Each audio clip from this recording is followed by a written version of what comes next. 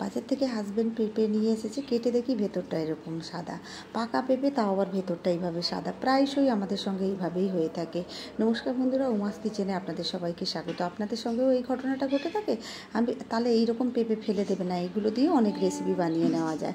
আমি এখানে পেঁপে থেকে হাফ পেঁপে কেটে নিয়েছি। কেটে নিয়ে দেখুন পেঁপেটা নিয়ে ধুয়ে নিয়ে পরিষ্কার করে নিয়েছি। তারপর যেহেতু পেঁপের কালো কালো দানাগুলো থাকে, এরপর আমি পেঁপেগুলো 4 ভাগ করে এইরকম লম্বা লম্বা করে কেটে নিচ্ছি। দেখবেন, বানিয়ে দেখুন, সিম্পল রেসিপি, কথা দিচ্ছি ফেল হবেন না, খেতে খুবই সুস্বাদু হবে। নিরামিষের দিনে খুবই ভালো লাগবে। পেঁপেটা আমার বেশ শক্ত, তার জন্য কাটতে কোনো অসুবিধেই হচ্ছে না। আর একটু শক্ত থাকলেই বানাবেন, না হলে কিন্তু খেতে ভালো লাগবে না।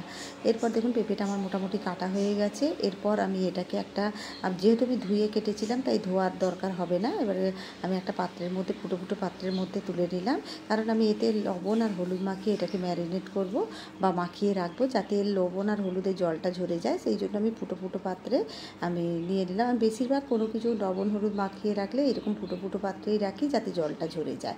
তারপর গ্যাসে একটা কড়া বসিয়ে কড়াটাকে খুব ভালো করে গরম করে নিয়েছি। 1 চামচের বড় চামচ তেল দিয়ে, খুব তেলও লাগবে না, কোনো মশলাও লাগবে না। এরপর দিয়ে আমি তেলটা যে ভালো করে গরম হলো, পেঁপেগুলো এর মধ্যে আমি ছেড়ে দিলাম। খুবই সুন্দর লাগবে, বানিয়ে দেখুন। ছোট বড় যারা পেঁপে খেতে পছন্দ করেন না, তারাও খুব পছন্দ করবেন। এরপর এটাকে ঢাকা দিয়ে আমি 5 মিনিটের মতো হতে দেবো। দেখুন 5 মিনিটের পরে এটাকে আমি একটু নেড়ে চেড়ে দেবো।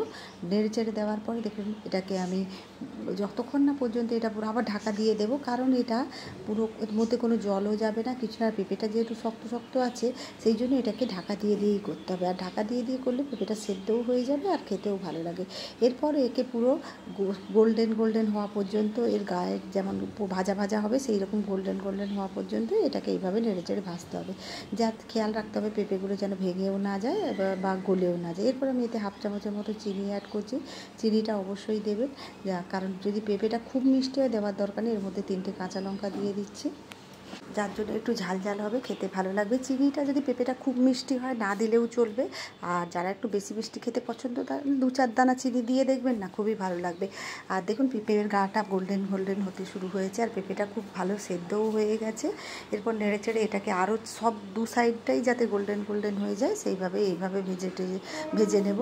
বানিয়ে দেখুন, নিরামিষের ডাল ভাতের সঙ্গে খুবই ভালো লাগবে। আর মিষ্টি মিষ্টি থাকার কারণে বাচ্চারাও খেতে পছন্দ করবে।